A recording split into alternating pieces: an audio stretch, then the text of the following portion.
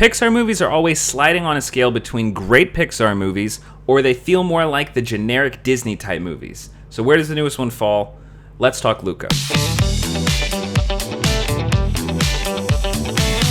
Pixar is the studio that is known for making kids movies that kids and adults alike are going to love, at least whenever they're not even at their best. Even when they're just good, pretty much everyone is going to find something to enjoy, and that comes down to the fact that whenever they do well, they put story first. Animation comes after that, it's always story first, which is why their audience is huge. What Pixar does that makes them great is blending theme and concept. And if you look back at my review of Soul, it kind of talks about this and how that movie kind of didn't fully make it as being a classic Pixar movie because the theme was way better than the concept was, which was a little flat, as opposed to Onward, which was the best Pixar movie of last year. It got both of those perfect, but that's what Pixar does. Theme and a bizarre concept, marry them together to make something incredibly unique. So here we have Luca. Luca is a sea monster, or at least as they're referred to in the local town, where they're terrified of sea monsters. So him and his family and their community live in hiding of the human world. Luca then comes across a friend, Alberto, and the two of them go onto the land whenever Luca's afraid that his parents are going to send him away. He is then hiding with the humans. The parents are looking for him. He makes friends. He also makes enemies. So where does Luca fall in the ranking? The thing about Luca that becomes frustrating is that the theme, which is a great theme, and in a way this movie it's got a great message for kids. There's no reason to be afraid of going out there, following your dreams, and being who you are. It doesn't carry quite as much weight as the best Pixar movies, but hey, that's still fine.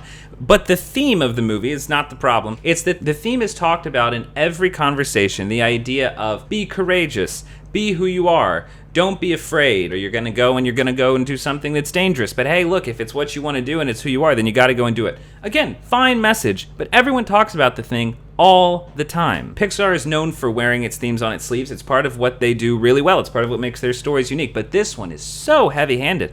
And again, it's not a bad message. It's just like, do we have to keep talking about being courageous all the time? All the time? We have to keep talking about it all the time? Movies for people that are 7 and up, there's no real reason for everyone to kind of be stating these motivations all the time. It makes you lose the attention span. It's a lot more fun, and Pixar does its best movies whenever at the end the theme is revealed, and then you realize that throughout the whole movie, everything's been building to this, but you're not conscious of it the entire movie. Luca isn't a bad movie, but because of that, and because it also affects the way the characters are drawn with a very broad brush. The bad guys are very clearly bad the moment that you see them. Luca's not a bad movie, but combine all these elements, this is a movie for really little kids. Pixar is known, it's kind of their brand for aiming, not up, but it aims at kids, and the story is usually so well rooted in solid themes that the movie plays out as just a great story, and it works for most people. This movie, it's got a good concept, it's got a good theme, but it's so heavy-handed that at the 45-minute mark, if you're over the age of 7,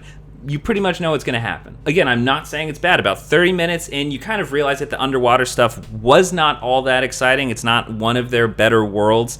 But whenever they actually make it to the town, it starts to become a lot more fun, a lot more enjoyable. But I will say, as far as storytelling, I think this fits more with The Good Dinosaur. It fits with Brave. Hey, if you've got little kids, then this is going to be great for them. And like those movies, by the time you've watched it for the 75th time, you're probably really going to like it. But for everyone else, I would say probably don't need to watch this one. If you do, you're probably not going to remember it. Thank you very much for watching, and be sure to subscribe to 5 Minute Critic for future updates on reviews and movie news.